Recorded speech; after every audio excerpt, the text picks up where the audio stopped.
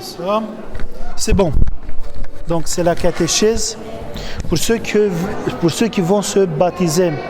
Nous on a commencé déjà, ça fait combien? Un mois et demi de parler sur un aspect que tous ceux qui vont se baptiser dans l'Église devront le savoir. C'est le credo, en ce qu'on croit. Et c'est essentiel pour comprendre en ce qu'on croit, parce que seulement comme ça on peut aimer. Sinon, c'est pas possible. On n'arrivera jamais à une relation personnelle avec Dieu. Et la dernière fois, donne-moi un peu le livre de... On a parlé sur Jésus-Christ, sur la personne historique. Parce que dans le credo, c'est comme ça. Je vous lis jusqu'à où on est arrivé. Je crois en un seul Dieu, Père Tout-Puissant, Créateur du ciel et de la terre, de toutes choses visibles et invisibles. On a expliqué un peu ça, qu'est-ce que ça signifie. Et en seul Seigneur Jésus-Christ, Fils unique de Dieu, engendré par le Père avant tous les siècles. Lumière de lumière, vrai Dieu de vrai Dieu engendré, non créé, consubstantiel, le Père et par qui tout a été fait. Et la dernière fois, on a commencé cette partie, qui pour nous hommes et pour notre salut est descendu des cieux, s'est incarné du Saint-Esprit et de la Vierge Marie et s'est fait homme. Qui peut me dire, résumer, qu'est-ce que c'est, à quel événement ça fait mention cette phrase, qui pour nous hommes et pour notre salut est descendu des cieux, s'est incarné du Saint-Esprit et de la Vierge Marie et s'est fait homme. Il y a deux événements. L'Annonciation, qu'on le retrouve dans l'Évangile de Saint Luc. Je vous ai dit, deuxième chapitre, deuxième chapitre, tous les événements qui se sont passés avant la naissance de Jésus-Christ et la naissance elle-même, la nativité du Christ, le 25 décembre. La première sera fêtée samedi prochain, le 25 mars. 9 mois plus tard, on a l'accouchement. Jésus-Christ, Dieu qui se fait homme. Et on va le fêter 9 mois plus tard. 25 mars, 25 décembre. Mais l'autre partie, elle est très intéressante. Attends, je bouge un peu. Qui a été crucifié pour nous. Sous Ponce Pilate, a souffert et a été enseveli. Qui est ressuscité le 3e jour, selon les Écritures. Qu'est-ce que ça nous dit? D'abord, c'est intéressant que le seul prénom d'un nom chrétien, si vous voulez, qui apparaît dans le credo, c'est qui? Ponce Pilate. Qui était Ponce Pilate? C'était le gouverneur romain, parce que Israël, à l'époque de Jésus-Christ, il y a 2000 ans, c'était historiquement occupé, s'est fait occuper par les Romains. Et dans tous les territoires où les Romains occupaient, ils mettaient en place leur infrastructure juridique et tout ce qu'il y a derrière ça, les armées et tout ça. Donc, à Jérusalem, à l'époque, on connaît très bien la personne du Ponce Pilate. Apparemment, c'est un gouverneur avec un grand succès. Il est traçable dans l'histoire. Et quand les pères met ces questions qui a été crucifié pour nous sous Ponce Pilate, il y a deux aspects qui se rejoignent ici. D'abord, l'authenticité historique de Jésus-Christ, que Jésus-Christ, notre Dieu, il s'est bien incarné et on l'a vu et on sait qu'il a été jugé par qui? Par Ponce Pilate. Et vous vous souvenez, nous on va fêter toute la semaine sainte avant Pâques. On va refaire la dernière semaine de vie de notre Seigneur. Et c'est très important ça, parce que ça nous montre à quel point c'est important pour nous ce qui s'est passé.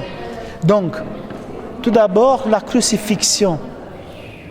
Qu'est-ce que c'était la crucifixion comme peine de mort? Dans l'histoire de la France, vous connaissez la guillotine, par laquelle on faisait guillotiner les gens qui ont fait des, je ne sais pas, des tueries ou qui se rebellaient contre le pouvoir de l'État et tout ça. À l'époque des Romains, la crucifixion, c'était la plus pire des morts.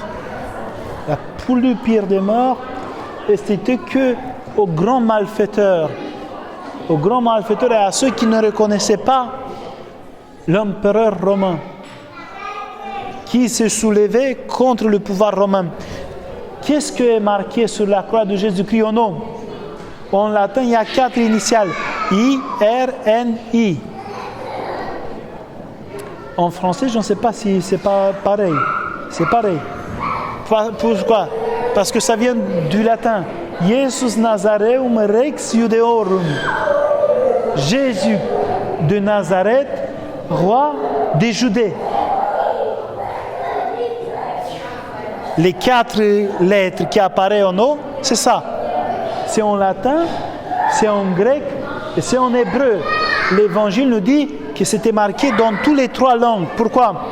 Parce que l'autorité qui l'a condamné à mort était latin, du pouvoir de langue latine. La langue de la culture, c'était le grec. Mais il se disait le roi de qui? Des Hébreux, des Juifs. Donc, c'était un message, et c'est intéressant. Ça, parce que ça occupe un espace dans les évangiles. Pourquoi ça occupe un espace dans les évangiles? C'est pas parce que les apôtres, les témoins proches de première main, ceux qui ont vu ça, qu'ils étaient avec le Christ, ne savaient pas. Ils savaient très bien. Ils pouvaient dire d'autres choses. Mais il veut nous montrer que le royaume des cieux, il est bien descendu sur la terre et que par le sacrifice du Christ, il est actualisé à chaque messe, à chaque divine liturgie à laquelle on participe. Et nous, on est entre les deux. Je vous ai dit, entre maintenant et pas encore. Entre les deux. C'est maintenant que le royaume se passe, mais pas encore. Parce que ce n'est pas encore la deuxième venue du Christ. Donc on est entre les deux. C'est une très fine ligne qui démarque les deux, mais nous on est là, du point de vue de la foi. Donc, qui a été crucifié pour nous? Le Christ. Vous vous rappelez l'épître de Philippiens, 2e chapitre, les 3 versets, que le Christ a souffert et il était obéissant jusqu'à la sacrifice et jusqu'à la mort, et mort sur quoi? Sur la croix. Est-ce qu'on trouve ça dans l'Ancien Testament? Que pensez-vous? Est-ce qu'on trouve des versets qui annoncent cette mort de Jésus-Christ? Souvenez-vous, l'Ancien Testament, c'est la première partie de la Bible avant la venue de Jésus-Christ, qui prépare la venue de Jésus-Christ. Les prophètes parlent aux gens pour qu'ils soient obéissants à la loi du Seigneur, et deuxième aspect, pour qu'ils reçoivent le Christ au moment où il viendra. Qui me ouvre leur Bible au livre du prophète d'Isaïe, chapitre 53. S'il vous plaît. C'est un chapitre qui n'existe pas d'ailleurs et qui a été arraché du Bible juif, qui n'existe plus aujourd'hui, et quand on le lit, on fait le lire aux Juifs, tous reconnaissent le Christ dans ces passages. D'ailleurs, ces passages ont été importés dans l'office de la proscomédie, l'office par lequel le prêtre prépare la prosphore, le pain, pour la divine liturgie. Quelques citations de là. on les a importés dans cet office. Et si vous me donnez, je peux le lire à haute voix. C'est pas grave. Si on a le prophète Isaïe, vous êtes au premier chapitre, comme il a 66 chapitres, on va vite arriver au chapitre 53. Donc, écoutons le Seigneur, qu'est-ce qu'il nous dit dans le chapitre 53.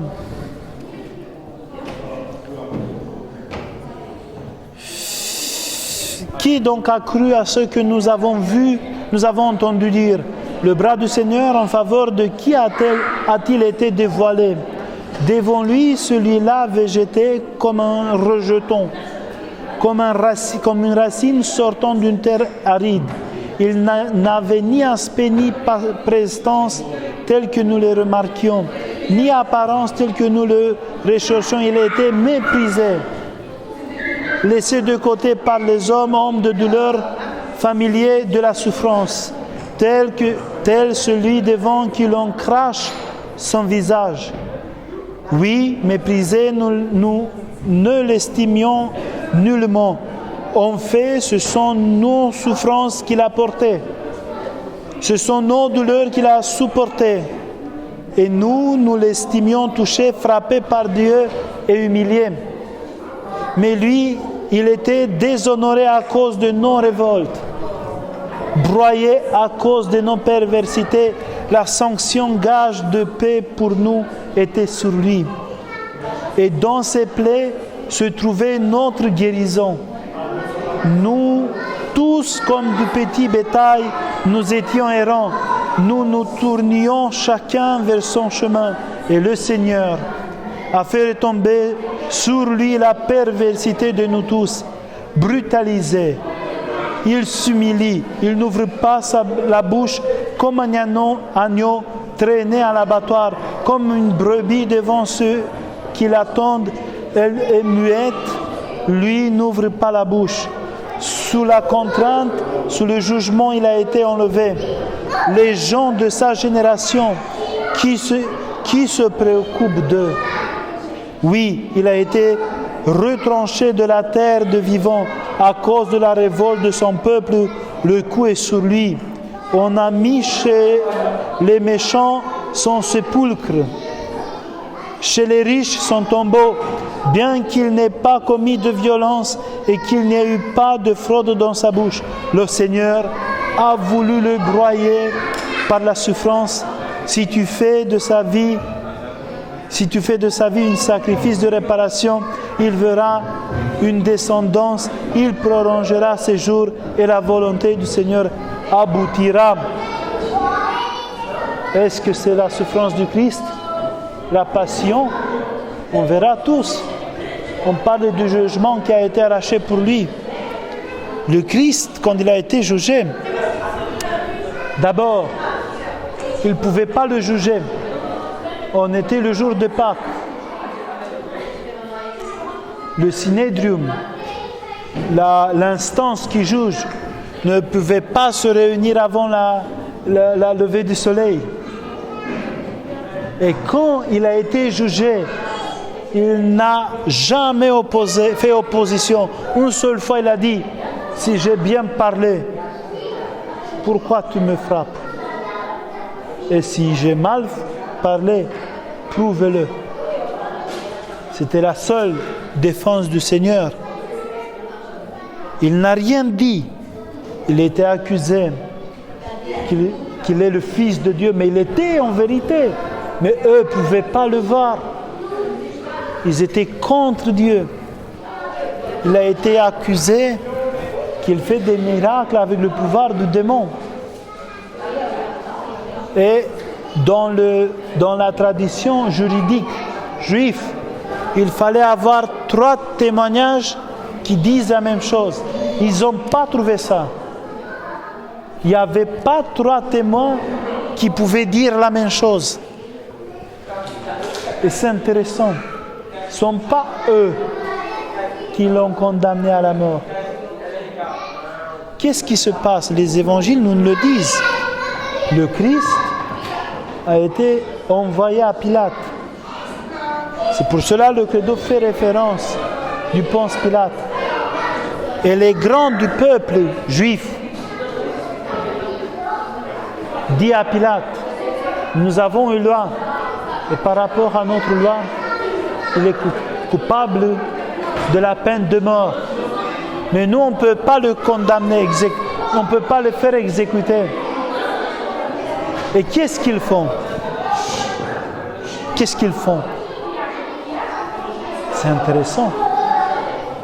D'abord, si vous vous souvenez dans les évangiles, à un moment donné, le Christ les provoque en disant, en laissant un peu les choses entendre qu'ils sont des esclaves. Et les rabbins et les pharisiens qui l'écoutaient disaient, mais on n'était jamais des esclaves. Comment tu peux dire ça? Bon, ils ont menti. Ils étaient des esclaves en Égypte, ils étaient des esclaves en Babylone. Mais le peuple hébreu n'a jamais accepté ça. Et le Christ dit cela, vous êtes des esclaves. Nous, on n'est pas des esclaves, mais on est des esclaves. Pourquoi? On peut être que l'esclave de Dieu. Soit on est l'esclave de Dieu, donc on fait ce que Dieu nous enseigne, soit on est l'esclave du péché, ça veut dire du diable, et à ce moment-là, on vit notre vie dans tous les péchés qui est possible de les vivre. Teofana, zile la băieți să coboare jos acum. La toți care sus. Donc si on n'est pas les esclaves de Dieu, on est les esclaves du mal. Si on est l'esclave de Dieu, on va faire le bien. On va pardonner, on va avoir amour envers les autres, on va même accepter d'être humilié, on va tout accepter au nom du Seigneur. Si on n'est pas les esclaves du Seigneur, on est les esclaves du diable. On crie, on tape, on gueule, on crache, on n'obéit pas. Et là, on décline, si vous voulez, notre condition humaine. Mais lui, vous avez vu comme l'apôtre Isaïe dit, il dit comme ça. Il était muet, il a été brutalisé, humilié. Il n'ouvrait pas la bouche comme un agneau traîné à l'abattoir, comme une brebis devant celui qui l'attend. C'est intéressant d'abord, parce que vous vous souvenez, je vous ai dit, c'est vrai peut-être en langue humaine, quand je présentais la proscomédie, ce que nous avons, le cube du pain, ça s'appelle agneau. On fait référence à quel moment de l'évangile? Quand le Christ vient au Jourdain et Jean-Baptiste dit « Regardez l'agneau du Seigneur qui enlève les péchés du monde ». C'est une autre prophétie à ce moment-là. Ils disent, c'est lui qui accomplira ça, c'est lui. C'est lui qui va enlever les péchés du monde par quoi? Il dit en avant, il dit comme ça, que en effet, ce sont nos souffrances qu'il a portées, ce sont nos douleurs qu'il a supportées, et nous l'estimions touché. Qu'est-ce que se passe quand il est sur la croix? Et si tu es le Fils de Dieu, que tu prétends que tu es, descends de la croix pour qu'on te fait obéissance. Mais si le Christ écoutait et obéissait, ça ne s'accomplissait pas. Il a dû rester sur la croix pour porter quoi? Nos faiblesses, nos douleurs et tout ce qui avait du mal dans la nature humaine. Vous vous souvenez, nature humaine, quand on a commencé au début, quand on a parlé sur la nature humaine et la nature divine des choses. Vous voyez comment c'est important de se... On est là au début, tout au début, qui a été crucifié. Parce que dans cette mot crucifixion, on récapitule tous les événements qui ont arrivé à cela. Ils nous ont amenés à voir le Christ qui était Dieu incarné sur la croix. Pourquoi? pour porter nos faiblesses. Et il l'a fait comment? Est-ce qu'il a gueulé? Est-ce qu'il s'est opposé? Vous êtes un peu adolescent. Est-ce que vous gueulez des fois quand vos parents vous demandent des choses? Ouais. Mais le Christ n'a pas gueulé. Est-ce que je gueule quand peut-être mon supérieur me demande des choses? Oui, des fois peut-être je gueule. Ou quand mon épouse me demande des choses. Pareil, oui, mais le Christ qui dit, regardez-moi, faites comme je le fais. Il était muet comme un brebis devant ceux qui l'attendent. Et qu'est-ce que c'est intéressant? Est-ce qu'on entend les brebis? Les brebis.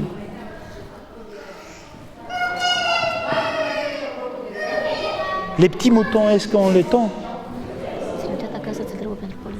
On ne les tend pas. On ne les tend pas.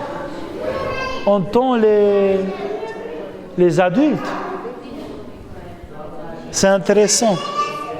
Donc, c'est intéressant le jeu de mots que fait Isaïe.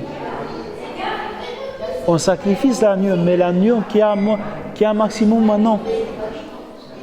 Donc ceux qui sont des bergers savent que jusqu'à 1 an sont encore des petits enfants, quoi, ne sont pas des matures. Seulement s'ils passent dans la 2e année, on peut dire que c'est un animal qui est mature et qui peut entrer à la reproduction. Donc on tue l'agneau pascal. L'agneau pascal devrait être un agneau d'1 an, sans tache, sans des problèmes de santé, rien. Immaculé du point de vue de la santé. Le meilleur, quoi. Et c'était ça qu'on sacrifiait. Et on voit ici que le Christ remplit tout ça. Dites-moi, est-ce que vous savez pourquoi les Juifs fêtent la fête des Pâques? Vous savez que les Juifs fêtent la fête de Pâques. D'ailleurs, la crucifixion du Christ, ça a été au moment des Pâques juifs. On revient en arrière. L'Ancien Testament. Je vous dis une chose. Le chrétien orthodoxe doit s'imprégner de la lecture de l'Évangile, de la Bible, quoi. De toute la Bible. Si on va s'imprégner de ça, on ne sera jamais, si vous voulez, des bons chrétiens. Pourquoi? Parce qu'on ne connaît pas nos racines. Et puis viendra un qui connaît un peu mieux que vous la Bible, mais qui n'est pas orthodoxe, il va faire comme ça avec vous et dit oui, il a raison. Mais il a raison parce que tu ne sais pas. Ce n'est pas parce qu'il a raison. Vous comprenez? La fête des Pâques, c'est le moment où le peuple d'Israël sort d'Égypte. Quand et comment le peuple hébreu arrive en Égypte? Qui peut me dire? Personne, pas grave. Je prends encore un coup de café. Le peuple hébreu arrive en Égypte avec Joseph. Je veux savoir, si je ne dis pas de bêtises, c'est à un moment donné où ils ont demandé de trouver de la nourriture et ils ont dit Tout à fait. En Égypte, vous trouverez de quoi manger. Tout à fait. Bon, tu as raison. Ça, c'est pas le commencement, mais c'est le milieu du problème. Donc, il y avait un monsieur, Jacob, qui avait beaucoup d'enfants. Beaucoup d'enfants. Pas seulement 12, il avait 13 et même plus. Et comme ça se passe souvent, même là où il y a des fratries, le plus petit est le plus gâté. Pourquoi? Parce que vous êtes grand, on se fiche de vous. Vous avez eu part de votre gâterie au moment de votre petit âge. Et Joseph, comme il était petit, il n'était pas le dernier, mais il était avant-dernier. Il était sage. Vous savez, les petits apprennent de plus grands comment ne pas être. Moi, je n'avais pas de sœurs et de frères, mais j'avais des cousins et des cousines, tous plus grands que moi. Et je voyais comment ils sont gueulés pour ça. Et je faisais attention pour ne pas me faire engueuler pour les mêmes choses. Même si je faisais les mêmes choses des fois, je m'assurais que ce n'est pas moi qui serai engueulé, moi je suis sage. Ça se passe dans toutes les familles. Ça se passe aussi dans cette famille. Ils ont des bergers, Jacob, ils ont des grands troupeaux.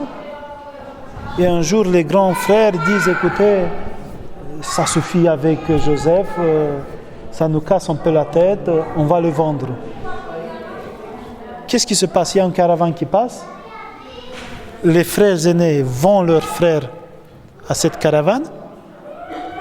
Ils vont tuer un petit agneau ou chevreuil, c'est ça, comme on dit. Le fils de chèvre, chevreuil.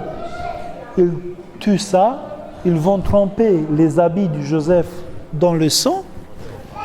Il vient aux parents, oh mon Dieu, les animaux, les bêtes sauvages ont tué nos frères.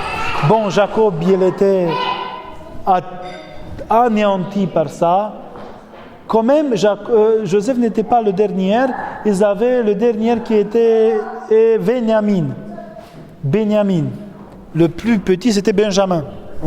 C'est de là où vient Benjamin en français. Dans une fratrie, lui, il est le Benjamin. Ça veut dire le dernier, celui qui est le plus gâté. Joseph et Benjamin étaient les deux derniers. Joseph, il est envoyé avec cette caravane. Cette caravane arrive en Égypte. Joseph, il est vendu comme esclave dans la maison d'un grand monsieur très important placé de l'entourage du Pharaon. Joseph, c'est une très bonne esclave. Il va gagner sa liberté. En plus, il va interpréter même des songes que l'empereur, le pharaon d'Égypte a. Il va préparer l'Égypte pour la famine qui arrive. Mais, et c'est là où ça commence ton histoire, ses parents et ses frères ne savent pas de Joseph. La famine arrive. Au bout de quelques ans, Jacob entend qu'en Égypte, en terre d'Égypte, on a du blé. Volontairement, pour de blé, il en va pour acheter. Ils vont acheter la première fois. Avant de partir, Joseph reconnaît ses frères. Lui, il ne se fait pas reconnaître par ses frères. Il met dedans des vases. Non, première fois, il les envoie et ils disent, est-ce que vous avez un petit frère? Amenez-le avec vous la prochaine fois. Quand il revient la prochaine fois, il met des vases d'argent et d'or dans leur blé. Elles vont envoyer la sécurité auprès d'eux et disent, vous nous avez volé, on vous a reçus comme des invités, vous nous avez volé. Pour cela, je prends en gage votre Benjamin, le plus petit, et je veux le libérer au moment qu'on vous amenez votre père et votre mère. La racine du peuple hébreu, c'est la famille de Joseph. C'est la famille de Jacob, en effet. Donc, à ce moment-là, le peuple hébreu, il y avait une centaine de personnes en tout, peut-être. Les frères vont en Canaan, en Israël d'aujourd'hui, prendre leur père qui est aîné, et quand il s'approche, Joseph va se dévoiler devant Benjamin, et puis il va se dévoiler devant son père, et devant ses frères. Et ils tous vont vivre dans de bonnes conditions parce que Pharaon va leur donner des terres en Israël pour les utiliser à leur propre gré. Mais Joseph, toute sa famille et la reconnaissance du Pharaon vont passer. Et ils restent dans ce territoire des centaines d'années. Et les Égyptiens vont les utiliser comme des esclaves. Peuple hébreu, la famille de Jacob qui va en Israël comme peuple libre, va devenir esclave à tel point que Pharaon donne une loi de tuer tous les garçons nés des Juifs. C'est comme cela que Moïse va être sauvé quand il est mis dans un berceau au Nil, et c'est la fille du Pharaon qui descend au Nil pour se laver qui retrouve Moïse. Moïse juif qui va, comme un nouveau Joseph, va être élevé au palais du Pharaon, et au moment de son maturité, il est coopté au règne. Il était juif, il le savait bien, le Pharaon, mais sa fille le tenait comme son propre fils. À ce moment-là, un jour, Moïse voit deux Juifs qui se luttent un contre l'autre et ils frappent. Non, voit un Égyptien, une garde égyptienne qui frappe un Juif. Et dans un esprit de vengeance, qu'il veut l'arrêter, il le frappe et il tue la garde. Et il pense qu'il n'est pas vu par personne. Sauf que les Juifs, ils ont vu. Mais ils avaient une opinion très mauvaise de Moïse. Et le lendemain, ou quelques temps après, mais très collé, bref, très proche de cette histoire du meurtre, il y a une bagarre entre deux Juifs et Moïse dit « Mais arrête, vous êtes des frères, vous ne pouvez pas faire ça. » Et il dit « C'est toi qui viens nous donner des leçons, toi qui as tué hier. » Et Moïse a peur et il part. Il court carrément. Et c'est là où il rencontre Dieu dans un boisson ardent. Dieu se montre dans un boisson qui ne brûlait pas. Il brûlait, mais il ne se consommait pas. Il dit, enlève ta sandale, le terre sur laquelle tu marches, c'est une terre sainte. Et c'est de là que ça commence, si vous voulez, la conversion du peuple hébreu. Parce que Moïse va retourner avec son frère Aaron, qui va être le premier prêtre du peuple hébreu. Ils vont revenir en Égypte, parce que Dieu lui dit, c'est le temps que mon peuple soit libéré. Je vous donne une mission. Et toute l'histoire que vous pouvez le trouver dans la page de la Bible, mais il y a 10 plagues. 10 plaies, excusez-moi. Il y a 10 plaies, 10 souffrances que Dieu montre, par lesquelles Dieu veut montrer au Pharaon qu'il doit laisser libre son peuple. Et la dernière des souffrances, c'est la pire des souffrances. Et c'est de là que ça commence la fête des Pâques, parce que toute cette histoire, c'est pour comprendre la fête des Pâques. Pâques, qui, attention, en hébreu, vous savez comment ça s'appelle? Pessah. Et vous savez comment on le traduit? Passage. Parce que ça fait mention à quoi? Vous allez voir. Au passage de la mer Rouge. Quand Dieu a ouvert, mais si je bois tout ça, je suis mort là. Quand Dieu a ouvert la mer Rouge et le peuple hébreu a passé et il a englouti après avec l'eau Pharaon et c'est tous ces chars de lutte. Mais avant de se passer ça, la dernière plaie, la 10e plaie, c'est l'ange du Seigneur qui dit à Moïse, vous allez sacrifier un agneau d'un an. Il doit être sans tache, sans des problèmes physiques, rien. Parfait. Et vous le mangez comme ça, avec des herbes amères, avec votre bâton en main préparé pour partir. Vous allez le tuer au coucher du soleil. Avec le sang du sacrifice que vous avez fait, vous allez marquer le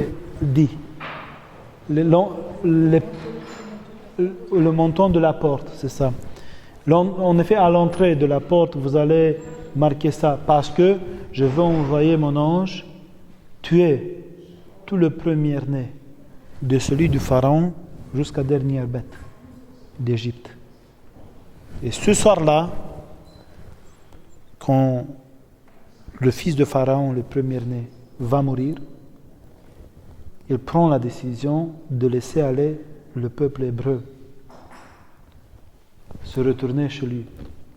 Mais avant, il dit que vous allez préparer, faire un sort de barbecue, l'agneau, vous allez le consommer entièrement, attention, et vous n'allez pas casser ses os. Qu'est-ce qui se passe avec le Christ sur la croix? Est-ce qu'il lui casse les os? Non. C'est marqué. C'est dit justement parce que ça a fait liaison avec cette image de l'agneau qui est consommé, mangé, mais pas avec les os cassés. Pourquoi on cassait les os au crucifié? On les cassait ici, au niveau des jambes. Je vous explique, c'est simple. La crucifixion, c'était comme ça. On avait quelque chose sur les pieds, on était étalé comme ça, les mains un peu en haut, perforé par les croix, et tu tenais debout. Quand tu fatiguais, tu te laissais dans les bras. Quand tu te laisses dans les bras, tu ne peux plus respirer. Parce que tu n'as plus de pouvoir pour pousser tout poids du corps avec la diaphragme des poumons. C'est pas possible. Donc le Christ, il est bien comme ça, bien dans les clous.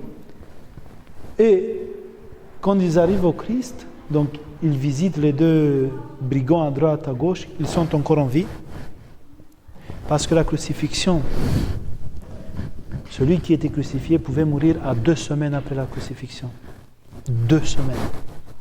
Donc ce sont des cas qui sont, on les connaît dans l'histoire, qu'ils ont tenu 2 semaines. Vous vous imaginez, ils étaient complètement déshabillés, nus. Le Christ a été crucifié nu. Pas comme vous le voyez avec quelque chose, ça c'est la pudeur chrétienne qui le met. Mais lui, il a été nu. C'est invivable. Il a fait sur lui. Parce que à cause de la douleur, oui, ce sont des réactions du corps qu'on peut pas imaginer ça. Mais notre Dieu a accepté tout ça pour qu'il nous soulève de la mort. Il nous lève de la mort dans laquelle on était. Il accepte tout ça, crucifié, humilié, craché, frappé. Pourquoi le Christ meurt tellement vite? Parce qu'eux sont étonnés. Il résiste 3 heures seulement crucifié, de 6 heures à 9 heures. Et à 9 heures, il dit, c'est fini. Il a rendu son âme, il y a le tremblement de terre.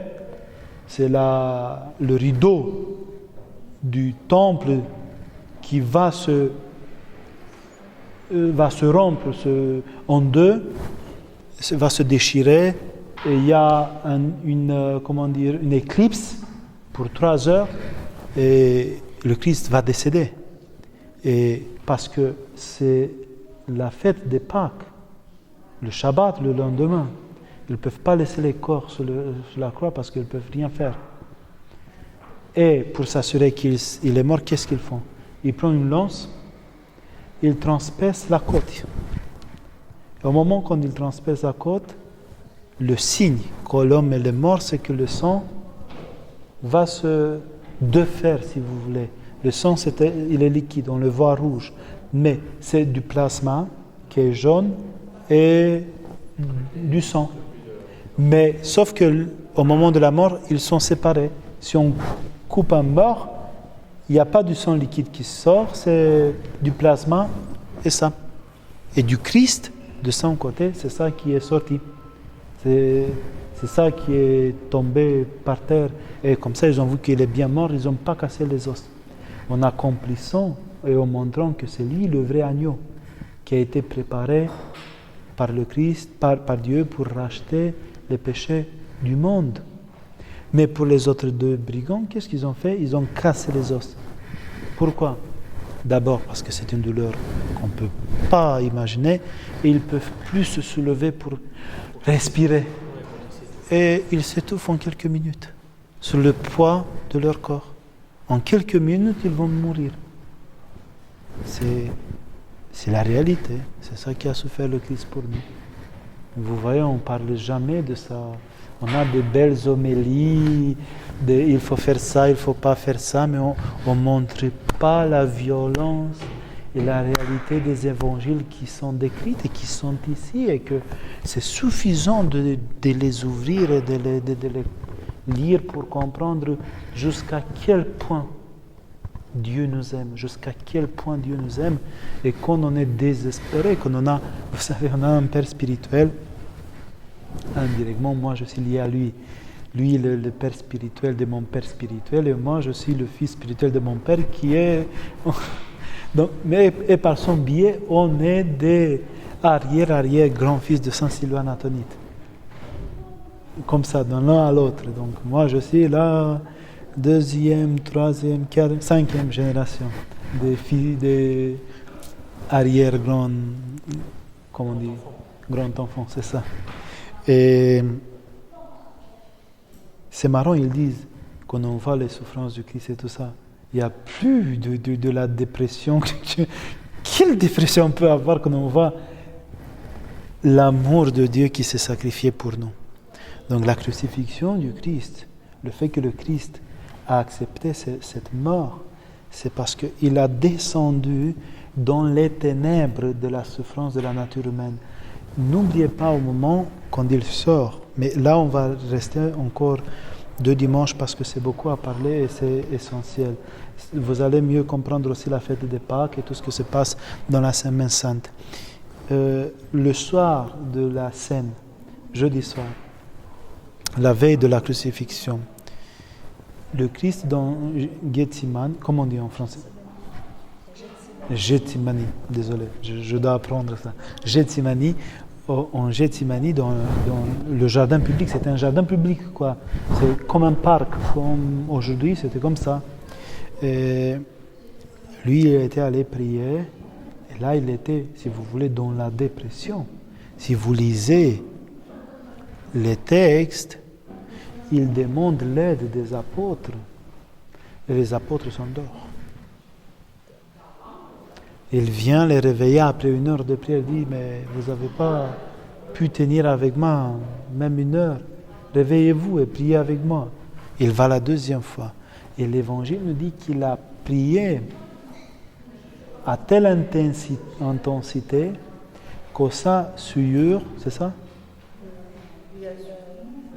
La sueur, elle est devenue, elle s'est transformée en sang. Et dans la médecine, on connaît ça. C'est pas du blabla. Et c'est intéressant que l'évangéliste le met parce que là, il veut montrer que, en effet, ça c'est assez rare que se passe dans la vie d'un homme. C'est seulement dans les moments les plus impossibles d'une existence humaine que la sueur se transforme en sang. Oui, mais ça, ici, c'est sur la fronde. C'est visible et ça sort en extérieur et ça montre la tension qu'il y avait en Christ, nature humaine. On a lu les faiblesses, tous nos faiblesses, tous nos péchés, l'agneau de Dieu qui enlève le péché du monde, et de l'autre côté, on voit jusqu'à tel point, ça a produit une souffrance en Christ qu'on ne peut jamais l'imaginer et vivre, nous, aujourd'hui. Parce que nous, regardez-nous, il y a quelqu'un qui meurt, il y a quelqu'un, on n'arrive pas à avoir des sangs sur le front. On n'est pas ces saints, et on n'est carrément pas de la même souffrance. En tant que le Christ a descendu dans les plus profondes de notre nature humaine. Là, au plus bas que ça n'existe pas. Pour la relever, pour la faire remonter. Il y a 2 fois, il prie 2 heures et 3 heures. Et quand il revient, il dit, maintenant c'est bon, c'est fini. Vous n'avez pas pu rester avec moi, c'est pas grave. Levez-vous parce qu'ils sont là pour m'attraper. Et l'évangéliste dit, et d'un coup, c'est Judas qui arrive avec la garde du prétorium et prend Jésus. Donc, qui a été crucifié pour nous? Mais pour arriver à cette crucifixion, on voit bien. D'abord, il a été, dès le début, enseigné par les prophètes. Vous vous imaginez, les Juifs lisaient l'Ancien Testament. Et eux ne comprenaient pas que leur Messie sera crucifié. Et cette incompréhension, même les apôtres, ils ne sont pas capables de comprendre que le Messie doit mourir. Luc et Cléopas, le dimanche de la résurrection, quand ils vont à un village qui est près de Jérusalem, et ils se rencontrent avec le Christ. Et le Christ les enseigne comment c'était marqué dans l'Ancien Testament que le Fils de Dieu devrait souffrir. Dieu lui dit à Pierre, lui dit, Franck, il dit, écoute, je dois monter à Jérusalem et le Fils de l'homme va être délivré dans les mains des infidèles, des incrédules, de la pouvoir romaine. Et on n'a rien parlé sur la pouvoir romaine, parce que là c'est important aussi. Les Juifs ne reconnaissaient de roi que Dieu. Et la royauté, leur propre royauté. En tant que pendant le procès de Ponce Pilate, il dit, si tu libères cet homme-là, tu n'es pas l'ami de César. Nous, on ne reconnaît que César comme empereur. Quel mensonge! Quel mensonge! Et le Christ ne dit rien. Le Christ ne dit rien. Donc, dans les chapitres dédiés dans les 3 évangiles, 4 évangiles, à la crucifixion et à toutes les passions que le Christ a souffert, il y a plein de détails qu'on doit les regarder. Parce que cette crucifixion et la façon de laquelle le Christ a été assassiné, parce qu'il a été assassiné, montre que lui, il était prêt à faire tout pour que l'homme puisse retourner dans le paradis. Je vous ai dit la dernière fois, quelle est l'image de la résurrection dans l'Église orthodoxe? Est-ce que vous vous souvenez? Dans l'Église orthodoxe, la résurrection du Christ, elle est peinte de telle manière. Jésus-Christ qui tire avec ses mains Adam et Ève et tous les droits de l'Ancien Testament et sur ses pieds les portes de l'enfer. Ce n'est pas le Christ qui sort glorieux avec un étendard du tombeau. Non, non, non, non. Parce que lui, il a vaincu pas le tombeau, mais l'enfer. Il est descendu, et si vous allez être attentifs, pendant l'office de Pâques, la nuit, on chante que « Mort, où est ton pouvoir ?» Tu t'es jeté sur le Christ en pensant que tu allais finir avec Dieu, et tu t'es trouvé d'un coup qu'il t'a vidé de tous les morts parce qu'il est ressuscité avec tous les morts. Et c'est intéressant, dans l'Évangile, ils disent comme ça que après la résurrection du Christ, après la mort du Christ, beaucoup, ils ont pris à la maison leurs morts qu'ils ont ressuscités. Donc, le jour de mort, le samedi, le vendredi, il y a une résurrection déjà. Beaucoup, ils ont pris leurs morts ressuscités. Et c'est marqué dans l'Évangile. Vous vous souvenez de ça? C'est incroyable. C'est incroyable. Et puis, toute notre foi, c'est important, a dans le milieu de notre attention un tombeau vide, dans lequel il n'y a rien. parce que la mort a été vaincue. La mort a été vaincue. Nous, aujourd'hui, malheureusement, on n'arrive pas à vivre à telle intensité de voir la mort comme un passage. Parce que, je vous ai dit, Pessah, Pâques, signifie passage. Si pour les peuples juifs, c'était les libérations, pour nous, c'était le passage de la mort à la vie. De la mort à la vie. Et ça, on le chante aussi pour la fête de la dormition de la Mère de Dieu. Et dans l'office des Pâques, et s'il vous plaît, nous, on a le Pentecostère, excusez-moi. Le Pentecostère a tout l'office de la résurrection en langue française. Il faut qu'on fasse quelques copies pour vous les donner, pour que la nuit des Pâques, vous avez les textes en même, parce que nous, on ne peut pas chanter en doublant tout, parce qu'on va doubler le temps. Carrément, de 3 heures, on arrive à 6 heures. Et au moins, comme ça, vous avez sous le nez, si je peux dire, le texte, vous suivez, ça veut dire, vous lisez, au moins la musique, la musique, les mélodies, ça enchaîne avec ça.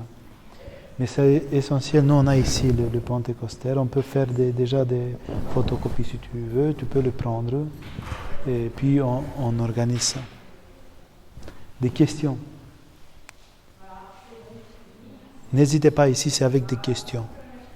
Je n'ai pas compris pourquoi c'est comme ça. Vous comprenez, ça va? C'est pas trop difficile? Ça vous plaît? C'est important de savoir en ce qu'on croit. Parce que si on ne sait donc pas dans ce qu'on croit, on ne peut pas aimer. Je finis avec ce que j'ai commencé. Merci. Dimanche prochain, c'est 26. On fera bien aussi le 26. C'est fort possible qu'on ne fera pas le 1er d'avril parce qu'on a on va lancer un livre. C'est un auteur qui vient chez nous. Et c'est difficile à ce moment-là, mais si on s'arrange, on peut le faire, je ne sais pas, samedi soir ou la veille. Mais ça, on fait ensemble. Si vous voulez vous réécouter, de ce soir, je vais les mettre en MP3, ok?